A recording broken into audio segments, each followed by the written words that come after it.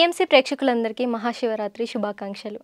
మహాశివరాత్రి ప్రత్యేక కార్యక్రమానికి స్వాగతం. మహాశివరాత్రి అంటేనే ఒక ప్రత్యేక పండుగ. అసలు మహాశివరాత్రి ప్రత్యేకతలేంటి? ఆ రోజు జాగరణ ఎందుకు చేస్తారు? అసలు మహాశివరాత్రి వెనుకాల ఉన్న పరమార్థం ఏంటి? శివుడు మహాశివుడిగా ఎలా మారారు?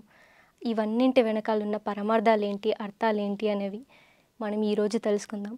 అలాగే ఈరోజు మనతో ఉన్న గెస్ట్ కూడా మహా అనే పేరుతో పిలువబడుతున్నారు. సో ఎలా మారారు అనేది ఆయన ద్వారానే తెలుసుకుందాం. ఈ విశేషాలన్నీ మనతో పంచుకోవడానికి మనతో పాటు ఉన్నారు దామోదర మహాస్వామి గారు. ఆయన అడిగి తెలుసుకుందాం. నమస్కారం సార్. నమస్తే మేడం. సార్, మీ పేరు వెనకాల అర్థం ఉంది అండ్ ఈ మహాశివరాత్రి వెనకాల అన్నింటిలో మహాన్ ఉంది. సో అసలు మహాశివరాత్రి వెనకాల ఉన్న అర్థం పరమార్థం ఏమిటి? ఆ పేరులోనే ఉంది మహా. మహా అంటే గొప్పది. ఓకే. అది ఒకానొక పదవికి, ఒకానొక ఆత్మస్థితికి, దేనికైనా ఎక్కడైతే, అందుకే మహాసముద్రం, మహావిష్ణువు, మహాశివుడు, మహాలక్ష్మి, మహాసరస్వతి, ఈ మహాపార్వతి, ఈ మహా అనే పదం వచ్చిందంటే అంటే ఆ పేరుకు సంబంధించింది అది ఎండింగ్ అన్నమాట. అంటే పర్సన్స్కి పెట్టడం ఓకే, థింగ్స్కి పెట్టడం ఓకే, పండగలకి ఎందుకు పెట్టారంటారు? అండ్ అందులోనూ మహాశివరాత్రిని మాత్రమే మహాశివరాత్రి అంటారు. ఈ పండగల వెనకాల కూడా ఆధ్యాత్మిక సత్యాలే ఉన్నాయి. అందరూ అది తెలుసుకోలేక పండగని అది ఏదో జాతరలాగా లేదంటే సెలబ్రేషన్ లాగా చేసుకుంటున్నారు. ఓకే. అసలు వాస్తవ సత్యాలు అది కాదు. దాని వెనకాల అర్థము ఉంది, పరమార్థము ఉంది. సో మరి మహాశివరాత్రి వెనకాల అర్థం ఏమంటారు? చెప్పగా మహా అంటే గొప్పది, శివుడు అంటే జ్ఞానము, మహాజ్ఞానం. రాత్రి అంటే నైట్. ఈ రాత్రంతా ఒక వ్యక్తి రోజంతా ఉపవాసం ఉండి రాత్రి అతి తేలిగ్గా ఒక 2-3 ఫ్రూట్స్ తీసుకొని, కొంచెం ఫ్రూట్స్ తీసుకొని వాడు రాత్రి అంతా సాధనలో ఉంటే ఆత్మ యొక్క విశేషంగా విస్ఫోటం జరుగుతుంది, మహాజాగరణ జరుగుతుంది, ఆత్మశక్తుల యొక్క విడుదల, మహాజ్ఞానం అవతరణ జరుగుతుంది. అది మహాధ్యానం అంటారు. మహాధ్యానం వల్ల మహాజాగరణ జరిగి మహాజ్ఞానం ఆవిర్భావం జరుగుతుంది. ఎక్కడ? అది ఆజ్ఞాచక్రం యొక్క దగ్గర కథ జరిగేది. ఆజ్ఞాచక్రం ఎంతలా కరుగుతూ ఉంటే అక్కడి వరకు శివుడు, ఆజ్ఞాచక్రం తర్వాత సహస్రాలు, ఇక్కడి నుంచి పైకంతా మహాశివుడి కథ, ఇక్కడి వరకు శివుడి కథ, ఇదంతా మహాశివుడి కథ. ఓకే, బాగుంది. సో మరి మహాశివరాత్రి రోజు మాత్రమే మనం జాగరణ చేస్తాము అంటే ఇంట్లో దీపాలు వెలిగించుకోవడం, ఇదంతా అసలు నిజంగా సాంప్రదాయకరమైన అంటే స్పిరిచువాలిటీగా ఎలా ఉంటుంది? జాగరణం ఎందుకు చేయాలి? ఇది చెప్పే కదా, ఎప్పుడైతే ఉపవాసం, ఉపవాసానికి ఒకటి ఆహారం తినకుండా ఉండడం ఫస్ట్ పాయింట్. రెండవది మాట్లాడకుండా ఉండడం. తర్వాత మైండ్ కూడా సైలెంట్ కావాలి. 3 రకాల ఉపవాసాలు. నోటికి ఉపవాసము, ఆహారానికి ఉపవాసము, ఆలోచనకు ఉపవాసము. ఇక్కడే ఉంది కిట్కంతా. ఓకే. ఆహారం వల్లనే ఆలోచన వస్తుంది. ఫస్ట్ ఆహారం తిన్న మరుక్షణం, ఆహారం లేదనుకో, మీరు కావాలంటే ఈ శివరాత్రికి మీరు తిండి లేకుండా ఉండండి, ఆలోచనలు వస్తాయి నాకు అడగండి. అంటే మనం ఆహారం మానేస్తే ఆలోచనలు కూడా తగ్గుకోబడతాయి ఆటోమేటిక్గా. లోపలికి ఏది పోతే, ఎంత ఎక్కువ పోతే అంత బయటకు రావడానికి ప్రయత్నం చేస్తాను అన్నమాట. అంత లోపల జమ అవుతుంది. ఓకే. లోపల లేదనుకో బయటకు ఎందుకు వస్తుంది? ఈ ఆహారమే ఆలోచన మారుతుంది. నీకు ఆలోచన తయారైందనుకో, నువ్వు మాట్లాడుకుంటే ఎట్లుంటావు? అవును. అంటే ఎక్కడ కంట్రోల్ చేస్తుంది ఇది? ఆహారం. మెయిన్ దగ్గర ఎక్కడైతే మెయిన్ ఉందో అక్కడ స్విచ్ ఆఫ్ చేస్తావు. నువ్వు బయట ఎన్ని లైట్లు బంద్ చేస్తుంది, మెయిన్ ఒక్కటి బంద్ చేస్తే అయిపోయా, మొత్తం ఆగిపోతుంది, అన్ని లైట్లు ఆగిపోతాయి. అర్థమైంది కదా? అట్లా ఆహారం అనేది మనం ఆ రోజు మానేయడం వల్ల ఆటోమేటిక్గా స్విచ్ ఆఫ్ అయిపోతుంది. మాట, ఆలోచన, తర్వాత మాట కూడా స్విచ్ ఆఫ్ అయిపోతుంది. అందుకే ఉపవాసాలు అనేవి 3 రకాల ఉపవాసాలు: నిరాహారము, నిర్భాషణ, నిరాలోచన. 3 రకాల ఉపవాసాలు. 3 రకాలు. పత్తి గారు ఎప్పుడో చెప్పారు. ఇది శివరాత్రికి ఎలా యాడ్ అనేది ఈరోజు మీ స్టూడియోలోకి వచ్చినాక ఈ సబ్జెక్ట్ అందింది నాకు. ఓ కరెక్టే కదా, నేను చెప్తా ఉన్నాను, ఇదే కదా శివరాత్రి రోజు అదే జరుగుతుంది కదా, వాస్తవం అది. సో అప్పుడు ఏమవుతుంది, నువ్వు రాత్రి నువ్వు ధ్యానంలో ఉంటే నిద్ర రమ్మన్నా రాదు. అది తిండి లేకపోతే నిద్ర వస్తే సమస్య లేదు.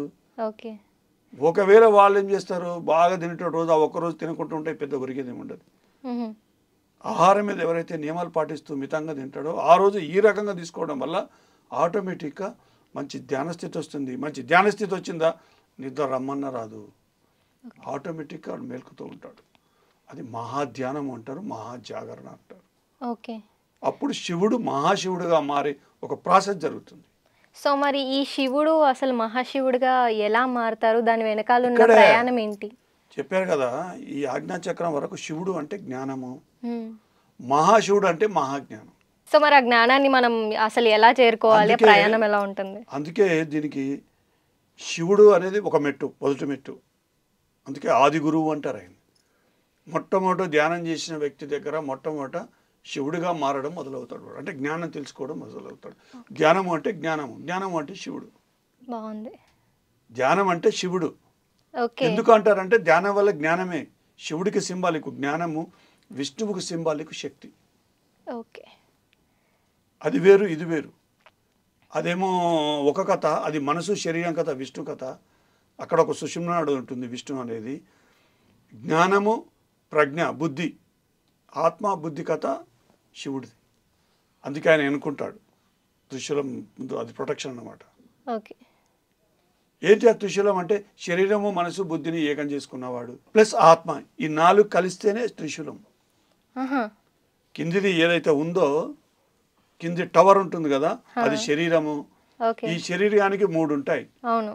ఒకవైపు బుద్ధి ఉంటుంది, ఒకవైపు ఆత్మ ఉంటుంది, మధ్యన ఆత్మ ఉంటుంది, ఒకవైపు మనసు ఉంటుంది.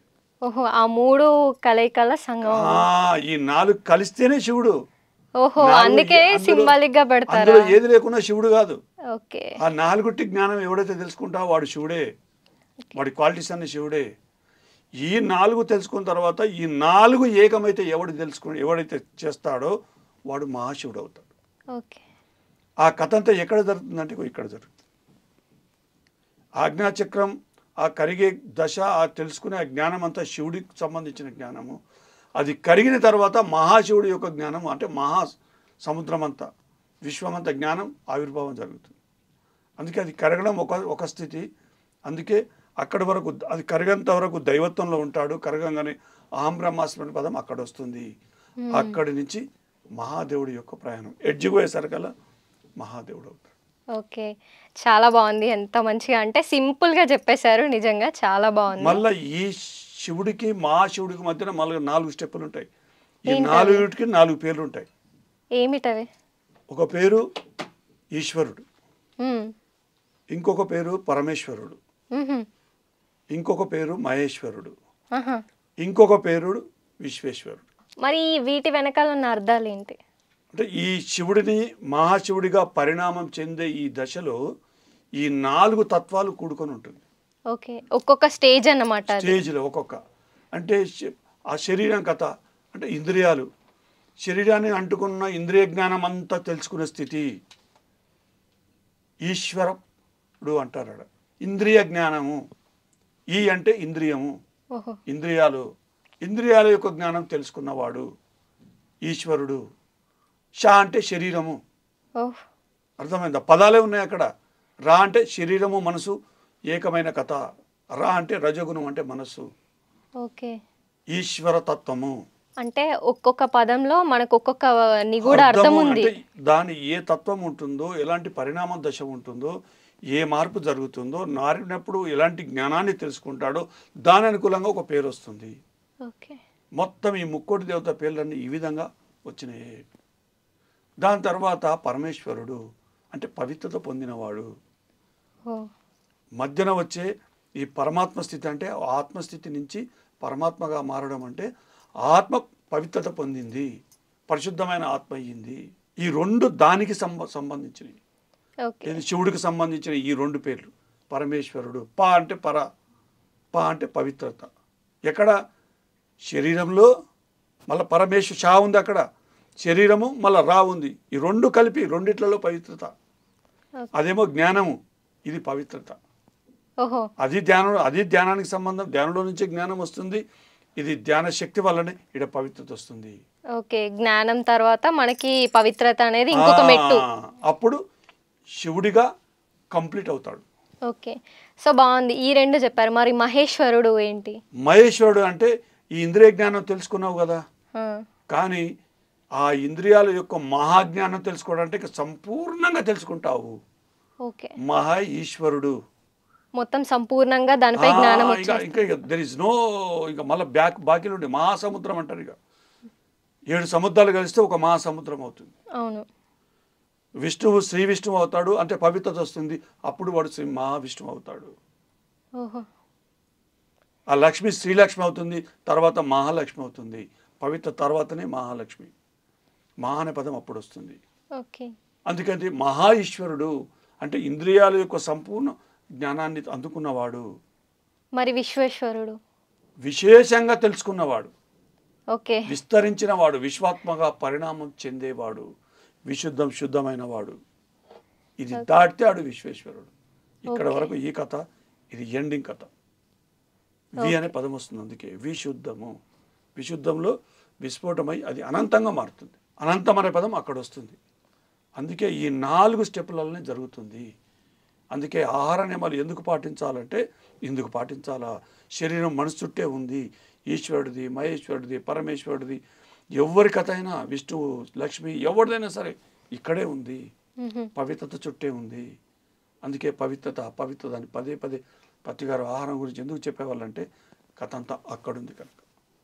బాగుంది. అంటే చక్కటి ఎక్స్ప్లెనేషన్ ఇచ్చారు మీరు. అంటే ప్రతి పదానికి ఒక అర్థం చెప్పారు. ఇప్పుడు ఈ మహా అనే పదానికి అర్థం ఏంటి మరి? మా అంటే మధురం, మధురానికి ఆ పదం వస్తుంది. మా అంటే మనసు మహాశక్తిగా మారడానికి ఆ పదం వస్తుంది. ఓకే. బుద్ధి విశేషంగా విస్ఫోటం చెందినప్పుడు కూడా మహా అనే పదం వస్తుంది. ఓకే. ఆ అంటే అంశ, అంటే వాయువు.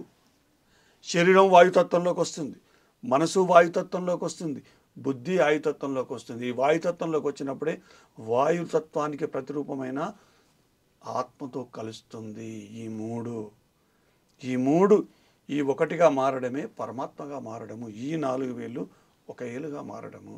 ఓకే. అందుకే అది ఆహా అంటే అంశ. నువ్వు ధ్యానం లేకపోతే అలాలము అంటే విషము. ఓకే. ధ్యానంలో లేకపోతే ఇలా ఉంటే నువ్వు ఇలా అలాలంతో ఉంటావు. ధ్యానంలో వచ్చిన తర్వాత ఒకానొక సాధన స్థితి పొందితే శరీరము వాయుతత్వంలోకి వస్తుంది, మనసు వాయుతత్వంలోకి వస్తుంది, బుద్ధి వాయుతత్వంలోకి వస్తుంది. వాయువుకు ఏ ప్రతిరూపం అంటే ఆత్మ యొక్క అనుభూతి పొందేది వాయు రూపంలోనే. ఓహో. అప్పుడు ఈ 4 ఒకటిగా. వాయువులో ఇంకేముంటుంది? గాలిలో 4 కలిసిన తర్వాత గుర్తిస్తావా? దాంట్లో అవును, గుర్తించాలి. ఒకటే గాలి, ఒకలాగానే ఉంటుంది. దట్ ఈస్ పరమాత్మ.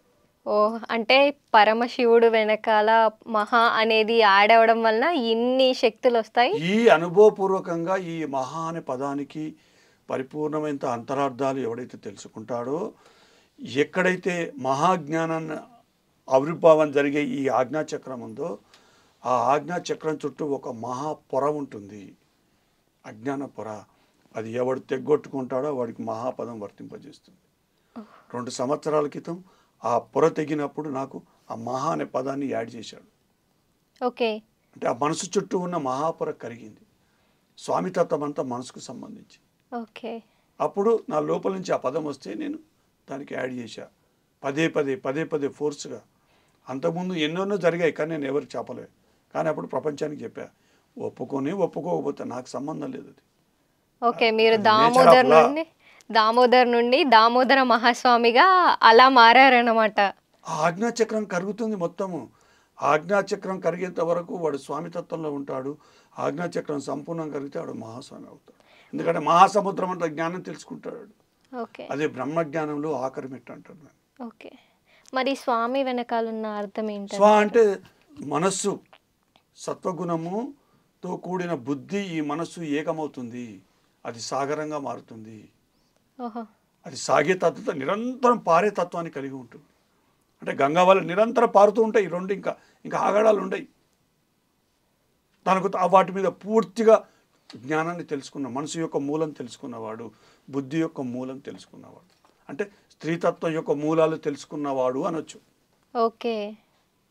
అక్కడ వస్తుంది ఈ స్వామి అనే పదం. ఓకే. ఎవరు పడతాడు స్వామి పెట్టుకోగానే స్వామి అయిపోడు. మనసు గురించి మొత్తం రీసెర్చ్ చేసినవాడు, మనసు యొక్క మర్మం తెలిసిన వాడికి వర్తిస్తుంది. ఆ మనసుని ఎవడైతే కరిగించుకొని అది సాగరంగా, అంటే నిరంతరం పారే గంగలాగా ఎవరితో పారుతూ ఉంటుందో అక్కడ వస్తాయి ఆ పదం. ఆ గంగ మహాగంగ అవుతుంది. అవుందా కాలేదా? అయింది. చిన్నగా వచ్చేదాన్ని చిన్న నది అంటాం. మ్మ్. అది పెద్దగా ఒక నాగార్జున సాగర్, అది పెద్ద సాగరం, చిన్న చెరువు కాదు, అది సాగర్. అది అవును. అది ఇంకా గంగా పోయిననుకో అది మహాగంగగా మారుతుంది. అవును. పెద్దగా ఉద్ధృతంగా ఉందనుకో అది మహాగంగ అంటాం. అవును. ఇవే నీళ్ళు పోతూ పోతూ ఉంటే ఇంత ఉన్న చిన్నగా ఉన్న నాసిక్ దగ్గర గోదావరి భద్రాచలం వచ్చేసరికల్లా తెలంగాణ వచ్చేవరకల్లా ఎంత పెద్దగా అయింది. అవును. మరి అది గోదావరి దగ్గరకు వాళ్ళు ఇంకెంత పెద్దగా అయింది రాజమండ్రి దగ్గర. అవును. అంటే అది మహా నదిగా మారింది. ఓకే. అందుకే సముద్రం వేరు, మహాసముద్రం వేరు. అన్ని సముద్రాలు ఒకటి చేసేది మహాసముద్రం. అవును. అన్ని జ్ఞానాలు ఒకటి చేసేది మహాజ్ఞానం. అన్ని తత్వాలు ఒక తత్వంగా మార్చుకునేవాడు మహాస్వామి అవుతాడు. అది అంతర్ముఖంగా తన స్వానుభవంలోకి ఎప్పుడైతే తెచ్చుకుంటాడో అప్పుడు జరిగే కథ అది. ఎవరో చెప్తే ఇనంగా ఏదో పుస్తకాల్లో చదివితే వచ్చేది కాదు. అది ఓకే. స్వానుభవంలోకి తెచ్చుకోవడం, ఓకే. అది సాధన ద్వారా జరుగుతుంది. ఓకే. అంతే తప్ప ఎవడు ఇస్తే పెట్టుకుని మెడలు వేసుకునే పేర్లు కావాలి. వేసుకుంటారు, కొంతమంది పెట్టుకుంటారు, అది వేరు, అది వాళ్ళ ఇష్టం. కానీ అది పదం రాదు. స్త్రీ అనే పదం ఉంది, ఎవరు పడతారు పెట్టుకోవడం లేదు. ఎవడు మనసు పవిత్రంగా ఉందో, ఎవడు శరీరం పవిత్రత అవుతుందో వాడికి వర్తిస్తుంది ఆ పదం. స్త్రీ అంటే పవిత్రత. అందుకే శ్రీలక్ష్మి కథ ఉంది. ఆ లక్ష్మి శ్రీలక్ష్మి ఎప్పుడు అవుతుందంటే పవిత్రత పొందినప్పుడు అవుతుంది.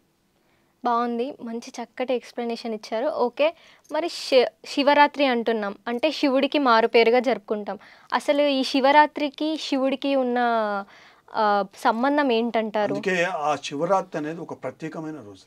అది అమావాస్య ముందుకు, అమావాస్య గడియల్లో వస్తుంది. అది ఎందుకు వస్తుందంటే అజ్ఞానంలో ఉన్నప్పుడే జ్ఞానం అవసరం. చీకట్లో ఉన్నోడికే వెలుతురు కావాలి. మరి నువ్వు చీకట్లో ఉన్నావురా, వెలుతురు కోసం ప్రయత్నం చేయి, జాగరణ చేయి. మహాశివరాత్రి రోజు శివుడి గుళ్ళో పోయి కొబ్బరికాయలు కొట్టేసి లింగ చుట్టూ ప్రదక్షిణలు తిరిగితే అది కాదు. మహాధ్యానం జరిగినప్పుడే మహాజాగరణ జరుగుతుంది. అది ఆత్మ యొక్క జాగరణ కోసం, ఆత్మ చుట్టూ ఉన్న అజ్ఞాన పొరలు కరగడానికి ఉద్దేశించబడింది. అలాంటి రోజే ఆ రోజు అనేది దాని అంతరార్థం. కానీ దాన్ని మనం రిచువల్లో తీసుకొచ్చి దాన్ని ఎవడు నచ్చినట్టుగా వాడు చేసుకుంటున్నాడు. ఓకే, మరి ఈ అభిషేకాలు లింగానికి, శివుడికి ఈ అభిషేకాలు ఎందుకంటారు? అసలు అభిషేకం అంటే ఏమనుకుంటున్నారు? రోజు ఎప్పుడైతే గుళ్ళో అభిషేకం జరుగుతుందో, ఎవరైతే సాధనలో దైవత్వం పొందుతాడో వాడికి రోజు లోపల అభిషేకం జరుగుతుంది. పొద్దు ఉదయాన్నే వాడు కళ్ళు తెరుస్తూనే లోపలికి అంతర్ముఖంగా చూస్తూనే ఉంటాడు. పైకి గంగా ప్రభావం జరుగుతూనే ఉంటుంది. అది మొత్తం ఆ లింగశక్తి మొత్తం శరీరాన్ని అంతా తడిపేస్తుంది పైనుంచి. ఓకే. అది గంగా ఎట్లా వారుతుందో సేమ్ నీ మొత్తం. అది నువ్వు ఆ పొద్దున ధ్యానం చేయలేదనుకో ఒక గడ్డగట్టిన రాయిలాగా అయిపోతుంది తలలో. ఇక్కడ అది శిరోభారం అంటారు. అంటే నెత్తిలో పెద్ద బరువు ఉన్నట్టు ఉంటుంది. నువ్వు కళ్ళు మూసుకొని ఒక అరగంట గంట కూర్చున్నాక ఆ వేడి పుట్టి అది కరిగిన తర్వాత అప్పుడు నెత్తిలో బరువు దిగినంత రిలాక్స్ అవుతాడు. అందుకని నువ్వు వద్దన్నా కళ్ళు మూస్తావు. ఆ కళ్ళు వేయడానే అభిషేకం జరపడం అంటారు. అది ఎవ్వరు సాధనలో ఒక స్థితి తర్వాత నిరంతరం జరిగే ప్రక్రియ అది. అందుకే ధ్యాన సాధన వేరు, ఈ పూజలలో విధానాలు వేరు లేదు. ధ్యాన సాధనలో ఏ అనుభవాలు పొందుతావో వాటికి సంబంధించే పూజా విధానంలో శాస్త్రీయంగా చెప్పబడింది. చాలా బాగా చెప్పారు. సో మరి మహాశివుడి గురించి చెప్పండి. అంటే ఆయన జడలు కట్టుకొని ఒక పులి వేషం వేసుకొని ఒకలాగా ఉంటారు కదా, మాదిరిగా, అంటే బూడిద రాసుకొని శ్మశానంలో ఉంటారని చెప్తారు. అసలు దానికి వెనక ఉన్న పరమార్థం ఏమిటి? అసలు శ్మశానం అంటే అందరూ చచ్చుని కాల్చే కథ చెప్తారు. ఆయన ఎక్కడెక్కడైతే విభూతి రాసుకుంటాడో మీకు కావాలంటే పరీక్షించండి. ఇక్కడ ఇక్కడ ఇక్కడ ఇక్కడ కొన్ని ఇక్కడ ఇక్కడ ఇక్కడ ఎక్కడెక్కడైతే విభూతి రాసుకునే ఆ కేంద్రాలు ఉన్నాయో అవి శక్తి కేంద్రాలు. ఓహో. ఆ శక్తి కేంద్రాల్లో అజ్ఞానం కరిగినప్పుడు అది అగ్ని పుట్టి ఆ అగ్నిలో అజ్ఞానం అంతా కరిగినప్పుడు ఆ కర్మలు కాలడం అంటారు. అది విభూతిగా మారుతుంది, ఎవరికైనా మారుతుంది. ఓకే. తెల్లగా అది పేరిపోతుంది ఆ శరీరం మీద. నువ్వు కాళ్ళకి వెళ్ళి ఏళ్ళకెళ్ళి ఇట్లా తెల్లగా పొడి వస్తూనే ఉంటుంది. ఓకే. అంతలా బయటకు వస్తుంది. మరి శ్మశానం కథ ఏమిటి? కాల్చాలి అట్లా. ఎప్పుడు జరుగుతుంది అది అంటే నువ్వు శవంలా మారినప్పుడు. శవం కాలిస్తే శ్మశానంలో ఎలా ఉంటుందో ఒక యోగి శరీరాన్ని అలా అగ్నికి దహింపజేసినప్పుడు వాడి కట్టె కాలినప్పుడు అప్పుడు ఆ బూడిదల అంటే అజ్ఞానం అంతా పోయి అప్పుడు పరిపూర్ణమైన శివుడుగా మారుతాడు. అందుకే ఆయన శ్మశానం అంటే ఎందుకు ఇష్టం అంటే అందుకు ఇష్టం. ఓకే. తన శరీరాన్ని బూడిదగా మార్చుకున్నాడు. అందుకే గంగానది ఒడ్డు ఎందుకు పెట్టారాడ? శవాన్ని తీసుకుపోయి గంగానది ఒడ్డు కాల్చి ఆ కట్టి ఆ చచ్చిన కాల్చిన శవాన్ని ఆ బొంకెలు తీసి అలా పడేస్తే వాడికి ముక్తి వస్తుందా? అరే పవిత్రమైన గంగాలవనిలో పారాలి. ఎప్పుడు పారాలా? నీలో శవాన్ని కాల్చంత అగ్ని పుడితే అలా దహించబడితే శరీరాన్ని అప్పుడు నువ్వు నిత్య నూతనంగా తయారవుతావు. కొత్త శరీరం వస్తుంది, కొత్త ఆలోచన పుడుతుంది. మహాసృష్టికర్తగా మారడం అనేది అప్పుడు మొదలవుతుంది. ఓకే. ఒక ఒక అద్భుతమైన సృష్టి జరిపించబడుతుంది వాటితో. అంతే తప్ప ఇది కంటికి కనపడేది వేరు, కంటికి వెనకాల కథ వేరు. ఆ కథ ఎవడైతే తెలుసుకుంటాడో వాళ్ళందరి శివుల్లే. అది ఎంతెంతలా తెలుసుకుంటే, ఎంత విశేషంగా జ్ఞానం తెలుసుకుంటే వాడు విశ్వాత్మగా మారుతాడు. అందుకే విశ్వాత్మగా మారిన స్థితిలోనే అక్కడ అన్నపూర్ణాదేవి యొక్క ఆవిర్భావం ఉంటుంది. అక్కడ పార్వతి ఉండదు. విశ్వేశ్వరాలయానికి ఆ గుడికి ఒక దూరం ఉంటుంది అన్నపూర్ణాదేవి. అంటే ఈ అన్నమయ కోశం పూర్ణమవుతుంది. ఇక దాంతో ఇక అర్ధనారీశ్వరం ఈ కథ ఉండదాడ. సింగిల్ మ్యాన్ ఉంటుంది. అంతా ఒకటే, ఇంకే ఆడుందాడ. ఓకే. మొత్తం అంతర్లీనం అయిపోతారు. మొత్తం అంతా ఒకటి. స్త్రీతత్వం పురుషతత్వం ఒకటే అవుతుంది. ఓకే. మరి ఆయన జడలు చూసుకున్నట్టయితే మొత్తం జడలు కట్టుకొని ఉంటారు. దానికి ఉన్న అర్థం ఏంటంటారు? సాధన చేస్తే ఎవడు జడలైనా అలా కట్టుకొని ఉంటాయి. ఇక్కడ ఇక్కడ ఇక్కడ ఆ సెంటర్ పాయింట్ ఉంటుంది. అంటే మొత్తం అంతా ఏకం పొందినవాడు సహస్రారంలో. ఓకే. అప్పుడు పోయినప్పుడు ఆ వెంట్రుకలు అంత శక్తివంతంగా ఉంటాయి. ఆ వెంట్రుకలు ఇట్లా ముట్టుకుంటే కరెంట్ షాక్ కొట్టినట్టు ఉంటుంది. అంత పవర్ ఉంటుంది వాటి. మరి అందుకే తన వెంట్రుకల ద్వారా కూడా సృష్టించినట్టుగా వీరభద్రుని సృష్టించిన అనేది ఒక సామెత అందుకే ఉంది. అంటే వీరభద్రుడు అంటే వీరత్వానికి ప్రతీక. ఎందుకు ఆయన నలుపు ఉంటాడంటే వెంట్రుకలోంచి పుట్టినవాడు. ఓకే. అందుకే నల్లటి దేహం ధరించినవాడు. దానికి కూడా ఆ శక్తి ఉంటుంది. అజ్ఞానం కూడా ఒక శక్తి ఉంది. అందుకే అమావాస్య రోజు మహాశివరాత్రి ఎందుకు వస్తుందంటే అలాంటి శక్తి తత్వాలతో కూడుకొని ఉంది. చీకటి ఉంటేనే వెలుతురు. చీకటి కూడా ఒక అర్థం ఉంది. దానికి ఒక దాంట్లో జ్ఞానం ఉంది. అందుకే అమావాస్య కూడా అత్యంత పవిత్రమైంది. కర్ణాటక పోతే మంచి పనులన్నీ అమావాస్య రోజు చేస్తారు. మన దగ్గర మంచి అమావాస్య రాదు, రేపు వద్దు రేపు రా మాకు, రేపు ముహూర్తం పెట్ట మాకు, రేపు పెళ్ళిళ్ళు వద్దు, పేరెంటాలు వద్దు, గుడికి అసలే వద్దు. పక్కూరనేమో వాడు గుడికి అదే రోజు ప్రత్యేకంగా పోతాడు. అలా రోజు ఏ పని చేయరు. మంచి పనులన్నీ ఆ రోజు ముహూర్తం పెట్టుకుంటారు. పక్క రాష్ట్రం కర్ణాటకలో. ఎందుకలా? అమావాస్య అంత పవిత్రమైంది. అంటే మనకు అమావాస్య అనగానే నెగిటివ్గా భావిస్తారు కదా. చీకటి నెగిటివ్. చీకటి లేకపోతే వెళ్తురు ఎక్కడిది? మనిషి జీవితమే 15 రోజులు బాగుంటాడు, 15 రోజులు ఇబ్బందులు ఉంటాడు. సృష్టి అలాగే ఉంది. మనిషి యొక్క స్వభావాలు అలాగే ఉంటాయి, మానసిక స్థితులు అలాగే ఉంటాయి. ఎప్పుడు ఒకలా ఉంటే వాడు మనిషి ఎందుకు అవుతాడు? వాడు దైవం అవుతాడు. నువ్వు మనిషి రూపంలో 4 రోజులు ఇది ఉంటుంది, అది ఉంటుంది. చీకటి కంప్లీట్ పోయినాక వెళ్తురు ఇగాడు. చీకటి ఎక్కడుంది? దైవంగా మారడం అంటే అదే. ఎప్పుడు వెలుతురులో ఉండేవాడిని దైవంగా మారినట్టు లెక్క. బాగుంది. మరి అంటే శివుడు ఎప్పుడు పులి చర్మం మీదే కనబడుతూ ఉంటారు. అసలు పులి చర్మం ధరించడానికి గల పులి చర్మం అంటే ఆ జంతుతత్వాన్ని తనలో కంప్లీట్ చేసుకున్నవాడు. ఓకే. ఆ జంతుతత్వాన్ని సంపూర్ణంగా దాటినవాడు అనవచ్చు. దానికి సంబంధించిన పరిపూర్ణమైన జ్ఞానం తెలుసుకున్నవాడు. అది ఎక్కడంటే జంతు లక్షణాలు ఇక్కడే ఉంటాయి. తమో రజో సాత్విక. సాత్విక గుణం కంప్లీట్ అయిందంటే అయిపోయి. అందుకే త్రిశూలం వచ్చింది. రక్షణ అది. త్రిశూలం ఎవరికైతే చేతిలోకి వస్తుందో, ఎవడి చేతిలోకి ఆ శక్తి వస్తుందో వాడి శరీరం ఎప్పుడు రక్షణ వ్యవస్థలో ఉంటుంది. వాడిని ఏ శక్తి తాకలేదు. అందుకే ఆయన ఎవరు అడ్డు వచ్చినా త్రిశూలాన్ని అడ్డు పెడతాడు. ఏ నెగిటివ్ అసురులు వచ్చినా కూడా ఆ త్రిశూలం అన్ని చేసి పెడుతుంది, అన్నింటిని ఆపేస్తుంది. ఈ మూడుని ఏకం చేసుకుంటే ఇంకా వాడికి ఇంకా చావు ఎక్కడిది? ఏ శక్తి వాడు, ఏ నెగిటివ్ శక్తి వాడి మీద పనిచేయదు. అందుకే ఆ త్రిశూలానికి అంతటి విశిష్టత. 4 ఒకటి చేయడం అంటే మాటలు అది. అది చేస్తే ఎవడి చేతులైనా అదే ఉంటుంది. ఈ శిలువ అదే కథ, త్రిశూలం కూడా అదే కథ.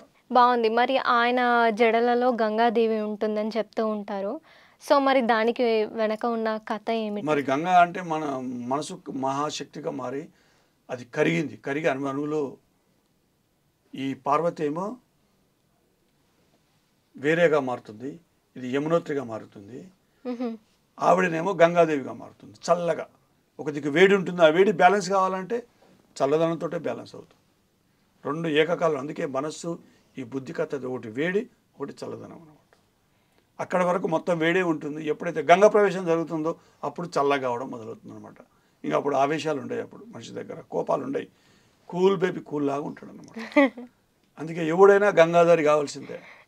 నిరంతరం ఇక్కడ నుంచి ఎవరికైతే నిరంతరం గంగా పారుతుందో వాడు గంగాని ధరించిన వాడు, గంగాని తలపై మోసేవాడు. చెప్పాను కదా ఇంతకుముందు, శిరోభారం.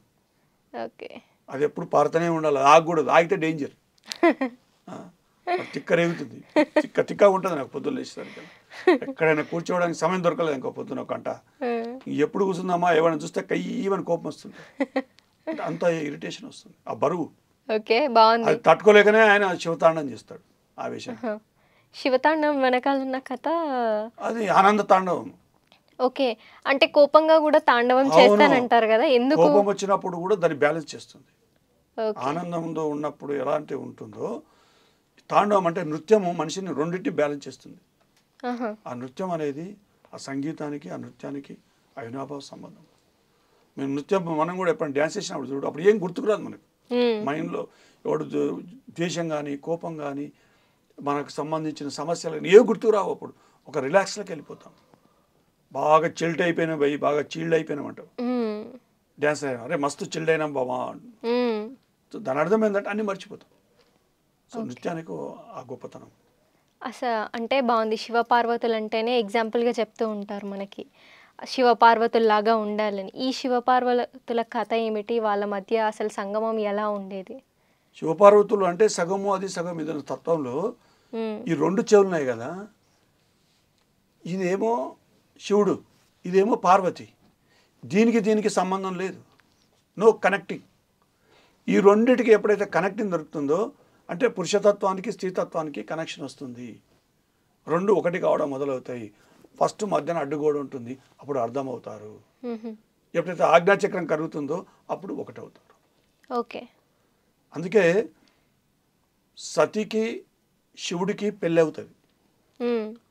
పెళ్ళైన తర్వాత వచ్చేటప్పుడు శివుడు కొన్ని కండిషన్స్ పెడతాడు. తెలుసు ఈవిడ పిచ్చమ్మ, ఈమె ఎమోషన్స్ కేసు, ఇది ఊకనే ఎమోషన్స్ తప్పిపోతుంది, మాట్లాడితే ఊ అంటది, ఈమె అన్ని అతి లెక్కలు, బ్యాలెన్స్ రాలేదు, ఇంకా కొంచెం ధ్యానం చేసుకోమ్మా, ఎక్కువ నువ్వు ఎక్కడ పడితే అక్కడ పో, మాకు నాకు చెప్పకుండా ఏం చెయ్యొద్దు, ఎవరికి మాట ఇవ్వద్దు అని కొన్ని కండిషన్స్ చెప్తాడు. నాకు మాటిచ్చి కూడా అరే ఈ ఏమి లేదు వీడికని ఎందుకు ఇవ్వాలి అల్లుని అని కోపం ఉంటుంది శివుడి మీద, దక్షయజ్ఞుడికి, దక్ష మహారాజుకు, సతీ వాళ్ళ తండ్రికి. ఈమె చిన్న చూపు చూస్తూ ఉంటాడు అన్నమాట. ఆ చూసి ఆడ యజ్ఞం అవుతుంటే ఈయనకు పిలుపు రాకపోతే ఆమె కోపం వచ్చి మా తండ్రితో మాట్లాడతాను పోతుంది. మొత్తం అవమానం జరుగుతుంది. అవమానం జరిగిన తర్వాత అప్పుడు ఆలోచనలు పడుతుంది, లాభం లేదు, ఇది ఆయన అట్లున్నాడు ఈయన ఇట్లున్నాడు, నేను అగ్నికి ఆవుతైపోతా అని అనుకున్నప్పుడు అప్పుడు ఒక జ్ఞానం వెలుగుతుంది ఆమెకు.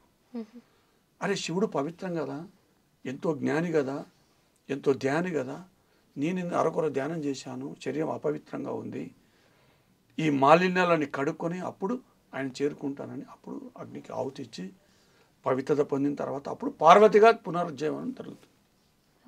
అప్పుడు మ్యాచింగ్ జరుగుతుంది. అంటే పదే పదే చెప్తాను అందరికీ, సరికాని బుజ్జి ఉంటే నువ్వు ఏం చేసినా అది నిలబడదు, సరైన బుజ్జి ఎంత కొట్టుకున్నా ఎంత తన్నుకున్నా నిలబడతారు. అది మరి మనకి ఎలా తెలుస్తుంది? ఎవరికి వాళ్ళు తెలుస్తుంది. తెలియలేదనుకో ఎంత మంచిగా ఉన్నా కూడా డిస్ప్యూట్ వచ్చేస్తుంది. ఎక్కడో ఒక దగ్గర ఎవరికైనా రావచ్చు, ఏముంది ఒక క్షణం చాలు మనిషికి వద్దు అని అనుకోవడానికి. అది ఎంత ప్రొటెక్షన్ చేయాలని ప్రయత్నిస్తాడు శివుడు, కానీ జరగలేదు. ఇద్దరికి అమితి, ఆమె అంటే శివుడికి ఇష్టము, శివుడు అంటే ఆమెకు పంచప్రాణాలు, తల్లిదండ్రులు మొత్తాన్ని ఎదిరించి వచ్చింది, కానీ అది నిలబడలేదు, సరికాని వచ్చి. అందుకే ధ్యానం వల్ల ఏం జరుగుతుంది అంటే పవిత్రత వచ్చి సరికాని వాళ్ళని కూడా సరి చేస్తుంది. సరికాని వాళ్ళ జీవితంలో రావు. కొన్ని అనుభవాల కోసం కొంతమంది తప్పదు, కొన్ని అనుభవాల కోసం తెచ్చుకుంటాం, అది జరుగుతుంది. జరిగినంత స్పీడ్గా విచ్ఛిన్నం అవుతుంది, అవ్యూహాలు నిలబడి. దానికి వెనకాల కారణం ఏంటంటే ఇప్పుడు ఎందుకు జరుగుతున్నాయంటే వాని అనుభవాలు ఎన్నో జన్మల్లో పెండింగ్ పెట్టుకున్నాడు, ఈ జన్మలో ఎక్కువ మంది ఈసారి ప్రణాళికలో ఉన్నారు కాబట్టి ఎక్కువ విచ్ఛిన్నం అయిపోతూ ఉన్నాయి, డైవర్స్ ఎక్కువ అవుతున్నాయి. అందుకే అనేక కోణాల్లో జ్ఞానం ఉంటుంది. ఎవడు శివుడు అవుతాడో, ఎవడు మహాశివుడు అవుతాడో ఈ సమస్త జ్ఞానం అంతా మనకు అందుతుంది. అలా అందుకోవడమే మహాశివరాత్రి కథ. ఇది మహాజాగరణ, మహాశివరాత్రి, మహాశివ ధ్యానం యొక్క స్పెషాలిటీ. అందుకే పొద్దున్న నుంచి రేపు ఉదయం వరకు 24 అవర్స్ ఎవడైతే ఏకధాటిగా ధ్యానం చేస్తాడో వాడు మహాశివరాత్రిలో ఉన్నట్టు. ఓకే, 24 గంటలు పూర్తిగా మరి ధ్యానం. నిరంతరం ధ్యాన సాధనలో వాడు సరి అయిన ఉపవాసం చేసినట్టు, వాడు సరి అయిన జాగరణలో ఉంటాడు. వాడు గొంతు కోసిన వాడికి నిద్ర రాదు. ఎందుకు వస్తుంది? తిండి లేకపోతే నిద్ర ఎక్కడికి వెళ్ళి వస్తుంది? ఓకే, కుంభకర్లాగా తింటే కదా, బకాసులాగా తింటే కదా కుంభకర్లాగా వాడుకునేది. అవును, బకాసులాగా తిండి లేదు, కుంభకర్లాగా నిద్ర లేదు. గొప్ప ధ్యాన సాధన ఉండాలి. అది సాధకులకు సంబంధించిన రోజు. మ్మ్. గంట కొట్టి దాని చుట్టూ తిరిగేటోళ్ళ రోజు కాదు అది. ఓకే, మరి ప్రతి గుడిలో కానీ ఎక్కడ కానీ శివుడి ముందు నంది ఉంటుంది. అసలు ఈ శివుడి ముందు నంది ఉండడానికి గల కారణం ఏంటి? ఆయనకు వాహనంగా ఎందుకు మారింది నంది? అరే మనిషి ధ్యానం సాధన చేయగా చేయగా మనసు నిశ్చలం అంటారు కదా, ఆలోచన లేని స్థితి పొందడం అంటారు. అట్లా కూర్చోగానే ఇలా మీకు తెలిసేది ప్రత్యేకత. అవును, ఇంతకుముందు ఎలా ఉండేది మనసు, ఇప్పుడు ఎంత చక్కగా ధ్యాన స్థితి. అంటే దాని అర్థం ఏంటి? నీ మనసు నిశ్చలం వైపు ప్రయాణిస్తుంది. అంటే నీ మనసు బయట వెతికే నీ మనసు, బయట తిరిగే నీ మనసు నీ అంతర్ముఖమై శివుడు వైపు చూసింది, అంటే ఆత్మ వైపు చూసింది. ఓకే, ఆత్మకు సింబాలిక్ శివుడు, నంది అంటే మనసుకు సింబాలిక్ నంది. మరి వాహనం కథ ఏమిటి? అదే చెప్తున్నాను కదా, ఈ మనసు నందిలాగా ఎప్పుడైతే అంతర్ముఖం అవుతుందో, పూర్తిగా శివుడి వైపు తిరుగుతుందో, అది ఎట్లుంటుంది? ఇలా ఉంటుంది. స్వామి ఏమి నీ ఆజ్ఞ అన్నట్టు నిరంతరం అలా ఉంటాడు నంది. పార్వతి ఉంటుందో ఉండదో కొన్ని సందర్భాల్లో ఉండదు, కానీ నంది లేని సన్నివేశం మనం చూడలేము. అవును, అంటే తన ఆత్మకు, తను సృష్టించిన మనసుకు, తన దగ్గరికి వచ్చి ఆ మనసును చూస్తే అంత ఆనందం అన్నమాట. ఓకే, ఒక గురువుకు ఎన్నో రోజులు ఎదురు చూసిన శిష్యుడు వస్తే ఎలా ఉంటుంది? అలా ఉంటుంది కథ. అలాంటి కథ అది. అందుకే ఈగ వాలినా ఒప్పుకోడు శివుడు. నందికి ఆపద ఇచ్చిందంటే క్షణంలో వాలిపోతాడు, త్రిశూలం లేస్తుంది. అంతటి ప్రొటెక్షన్ అన్నమాట. అది ఎప్పుడైతే ఈ మనసు శరీరంతో రెండు ఏకమవుతాయో అప్పుడు నందిగా మారడం మొదలవుతుంది. శరీరం అంతకుముందు దున్నపోతు శరీరము, అంటే యముడి శరీరము, మృత్యువుతో కూడుకొని ఉంది శరీరము. ఆ శరీరం నిండా శవం లాంటి ఆహారం తినేవాడు, వాడు మృత్యు వైపు నడిచేవాడు. ఎప్పుడైతే శివుడిగా మారావో ఆహార పద్ధతులు నందిలాగా తిండి తింటావు, నందిలాగా ఉంటావు, సున్నితమైన శరీరం కలిగి ఉంటావు ఈ శరీరము. అప్పుడు శివుడికి జ్ఞానానికి వాహనంగా మారు. నేను ఇలాగే ఎవడి నంది హరహర మహాదేవ చూస్తుంటే నాకు ఇదే ప్రశ్న వచ్చింది. అరే పార్వతి లేదు కానీ వీడు మట్టుకుంటున్నాడు, పార్వతి వీడి దాకా కోపం. ఈయన కొడుకు ఏంది అంటే మా ఆయన రూమ్లో జరుగుతున్నాడు వీడు, నేను వచ్చేవరకల్లా వాడే నాకంటే ముందే ఉంటుండే ఏడవైనప్పుడు వీడు కట్ అయిందని ఆమెకు తిక్కరేగుతూ ఉంటుంది అన్నమాట. ఒక్కోసారి నాకు అట్లే ప్రశ్న వచ్చింది. సడన్గా పడుకున్న అప్పుడు వెలిగిందన్నమాట ఈ కథ అంతా. మొత్తం ఈ జ్ఞానం అంతా అప్పుడు అందింది. ఉదయం పడుకొని ఉన్నప్పుడు ధ్యానం చేసి పడుకొని ఉంటే ఆ 10 గంట 11 మధ్యన ఆ సమయంలో మొత్తం ఫ్లాష్ వెలిగింది. ఆ రోజు వారే వా ఇదా కథ అనుకున్నాను. అసలు చాలా మనసు అంత అంతర్ముఖం అవుతుంది.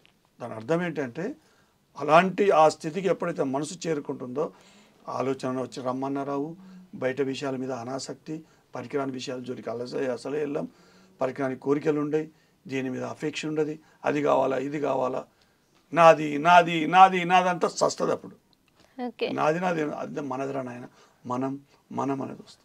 ఓకే, బాగుంది. అసలు నందికి శివుడికి ఎలాంటి కథ ఉంది, సంబంధం ఉంది అనేది చాలా అద్భుతంగా వివరించారు. మరి ఇంకొక ప్రశ్న, అసలు శివుడు మనకి అంటారు ఓకే, కానీ ఎక్కడ పోయినా మనకి లింగం మాత్రమే కనిపిస్తూ ఉంటుంది. శివుడి రూపం అనేది విగ్రహాల్లో ఎక్కడో పెడతారు, కానీ ప్రతి గుడిలో మనకి శివలింగం మాత్రమే కనిపిస్తూ ఉంటుంది. అండ్ ఆ శివలింగం మీద ఎప్పుడూ నీటి ధార పడుతుంది. మీరు చెప్పినట్టు నీటి ధార గురించి బాగుంది. అసలు లింగమే ఎందుకు పెడతారు? ఆ లింగానికి ఉన్న ప్రత్యేకత ఏమిటి? ఇప్పుడు స్వాధిష్టాన కేంద్రం మనసుకు లింగానికి సంబంధం ఉంది. పురుషుడు మనసు స్వాధిష్టాన కేంద్రంలో లింగధారివాడు.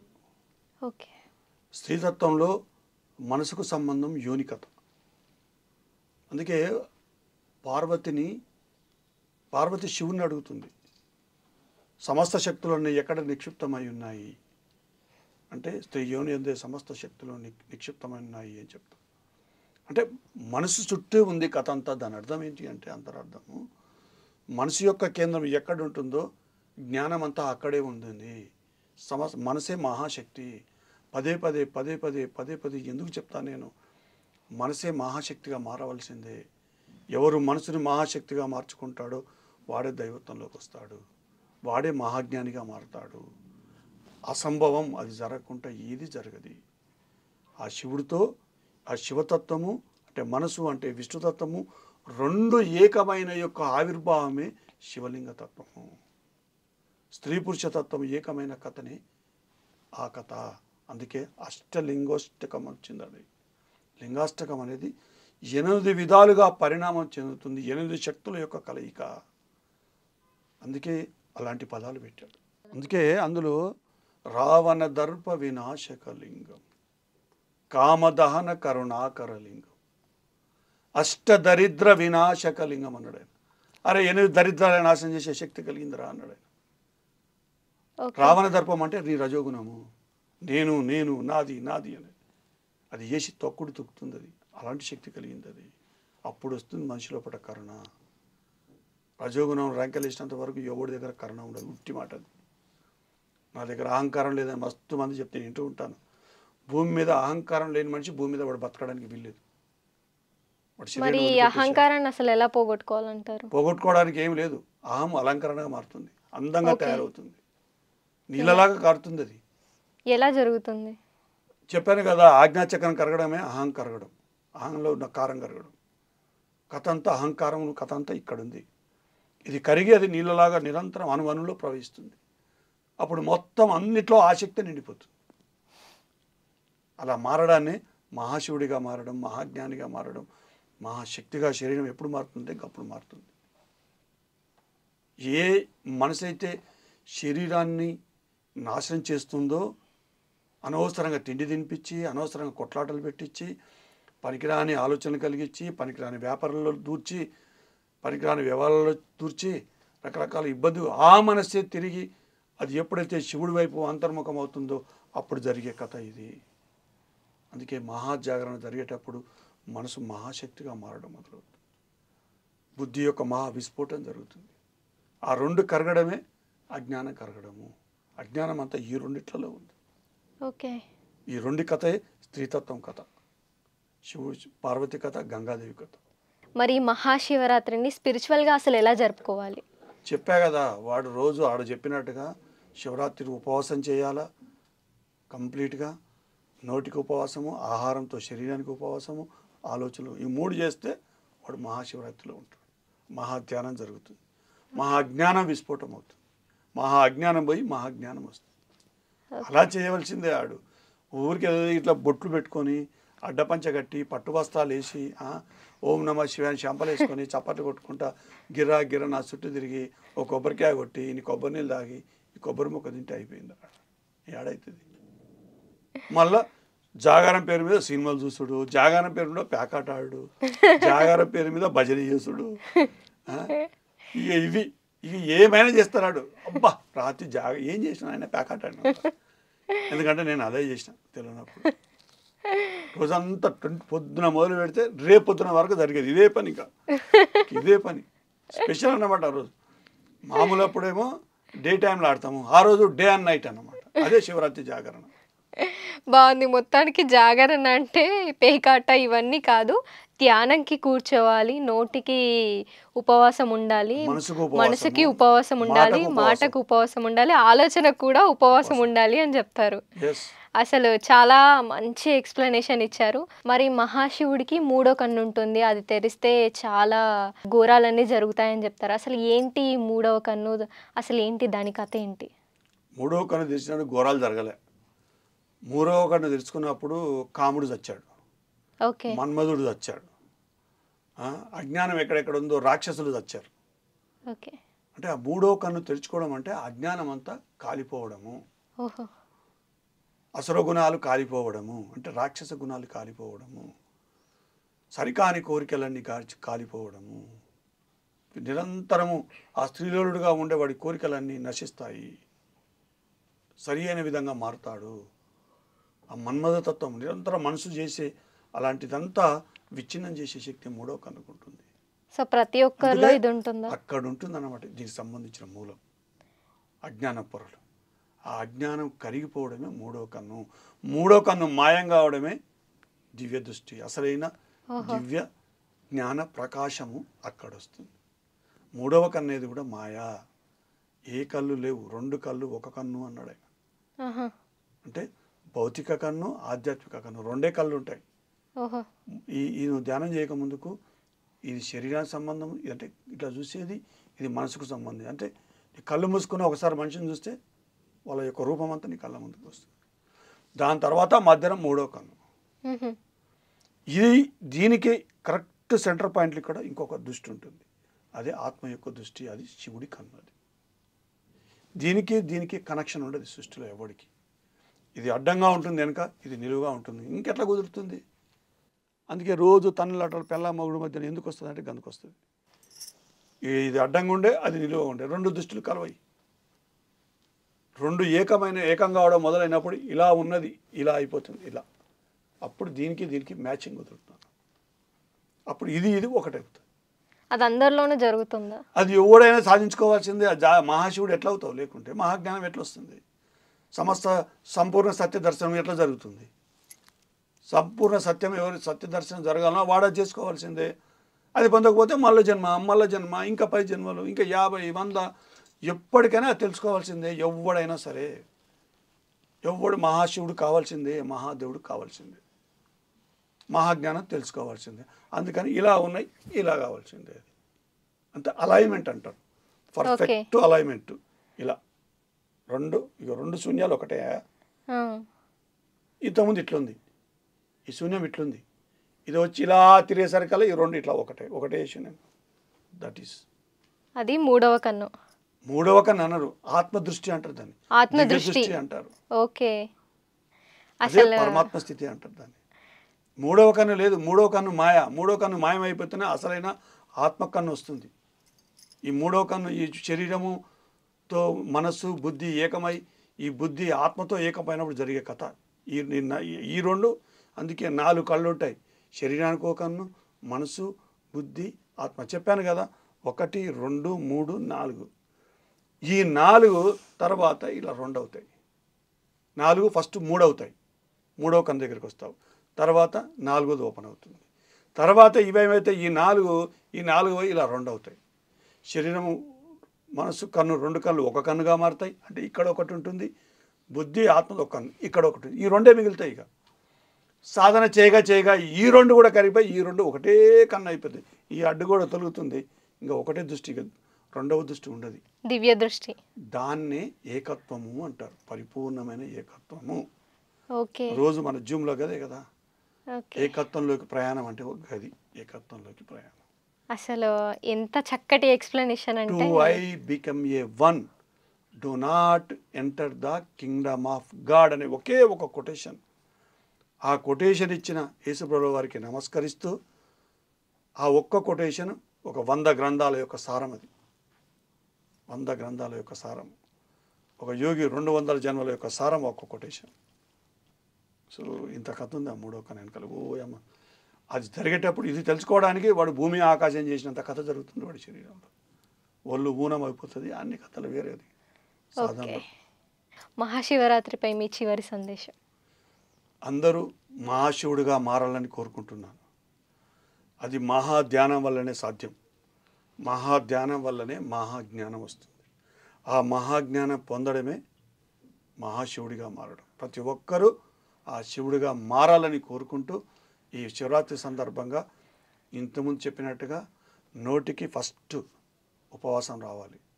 మొత్తం తినకుండా కాదు, కొంచెము సరిపోయేంత తినాలి. సరి అయిన ఆహారం తినాలి.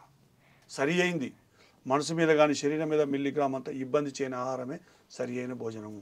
అది ప్రసాదం అనబడుతుంది, అది దైవ ప్రసాదంగా భావిస్తారు. అది అలాంటి ఆహారాన్ని భుజిస్తూ నిరంతరం సాధనలు చేస్తూ ఉంటే మహాధ్యానం ఎవడైనా చేయొచ్చు, ఎన్ని గంటలైనా కూర్చోవచ్చు.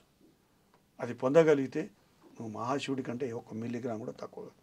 ఈ మహాధ్యానం వలన పొందే అసలు ప్రయోజనం ఏమిటంటారు? చెప్పే కదా, మహాధ్యానం వల్ల మహా విస్ఫోటం జరుగుతుంది. మొట్టమొదటి శరీరం శక్తివంతం అవుతుంది, మహాశక్తివంతం అవుతుంది. మనసు మహాశక్తిగా మారుతుంది, కరిగేసి అణువణులో వెళ్ళిపోతుంది. బుద్ధి విశేషంగా ప్రజ్ఞ అంటే ఏకకాలంలో ఎంత దూరంలో జరగబోయే కథ కూడా 1 సెకండ్లో తెలిసిపోతుంది. ఎక్కడ ఏం జరుగుతుందో ఇక్కడ కూర్చొని మొత్తం మీ టీవీ ఛానల్లో చెప్పినంత సులువుగా మొత్తం ప్రపంచ విషయాలని చెప్పిస్తాడు. ఓహో. అది మహాశివుడు అంటే తమాషన. ఆకాశం అంతా కన్ను ఉంటుంది వాడికి. వాడి దృష్టికి అందని సృష్టి లేని స్థితి అంటుంది. ఓకే. దృష్టికి అందని సృష్టి లేని స్థితి. వాడి దృష్టికి అందని సృష్టి లేదు ఎక్కడ. అలా మారిన వాడిని మహాశివుడు అంటారు. సో ఈ పిఎంసి చూస్తున్న మీ అందరికీ ప్రత్యేకంగా మహాశివరాత్రి శుభాకాంక్షలు. ఈ జ్ఞానం అంతా విన్నారు కదా, మీరందరూ మహాశివులుగా మారాలని కోరుకుంటున్నాను. మహాధ్యానం చేయాలని కోరుకుంటున్నాను. Thank you. అసలు చాలా అద్భుతమైన విశ్లేషణ. అసలు ఎంత చక్కగా ఉందంటే మీ జ్ఞానం, ఆ ఏకత్వం అనేది అసలు ఎలా వస్తుంది, 4 కన్నులు 3గా మారడం, 3 2గా మారడం, ఆ 2 1గా మారడం, అసలు ఆ ఏకత్వంలోకి ప్రయాణం, నంది శివుడికి ఉన్న సంబంధం ఏమిటి, అన్నీ ఎంత చక్కగా వివరించారంటే అసలు మహాశివరాత్రి ఎలా జరుపుకోవాలి, జాగరణ ఎందుకు చేయాలి, జాగరణలో అసలు ఏం చేయాలనేది ఎంత చక్కటి విశ్లేషణ ఇచ్చారో, ఇంత చక్కటి గొప్ప జ్ఞానాన్ని మాకు అందించినందుకు చాలా చాలా thank you. Thank you madam. శివరాత్రికి ది బెస్ట్ శివరాత్రి మెసేజ్ ఇచ్చినని చెప్పి నాకు కూడా ఐఎమ్ వెరీ 100% సాటిస్ఫాక్షన్. ఓకే. ఈరోజు అది నిన్న మీరు పిలిచినా నేను ఇంత జ్ఞానం నేను ఇవ్వలేను. నిన్న కొన్ని విషయాలన్నీ ఇక్కడికి వచ్చినాక తెలిసాయి. ఓకే. సో అందుకనే this is credit goes to PMC channel. Thank you sir, thank you so much. చూస్తున్నారు కదా ప్రేక్షకులు, అసలు ఎంత చక్కటి ఎక్స్ప్లెనేషన్ ఇచ్చారో దామోదర మహాస్వామి గారు. ఆయన పేరు వెనకాలన్న అర్థం ఏమిటి, మహాశివుడి వెనకాలన్న అర్థం ఏమిటి, మహాశివరాత్రి ఎలా జరుపుకోవాలి, అసలు శివుడి యొక్క రూపానికి అర్థం ఏమిటి, నంది శివుడికి మధ్య సంబంధం ఏమిటి, అసలు ఇలాంటి చక్కటి ఎక్స్ప్లెనేషన్స్ ఎన్నో ఈ ఎపిసోడ్లో ఉన్నాయి. సో ఖచ్చితంగా చూడండి, ఈ అద్భుతమైన జ్ఞానాన్ని మీరు వినండి. ఖచ్చితంగా అద్భుతమైన శివరాత్రిని జరుపుకోండి. మరొకసారి పిఎంసి ప్రేక్షకులందరికీ మహాశివరాత్రి శుభాకాంక్షలు. సో మరొక కార్యక్రమంలో మళ్ళీ కలుద్దాం. అంతవరకు చూస్తూనే ఉండండి పిఎంసి.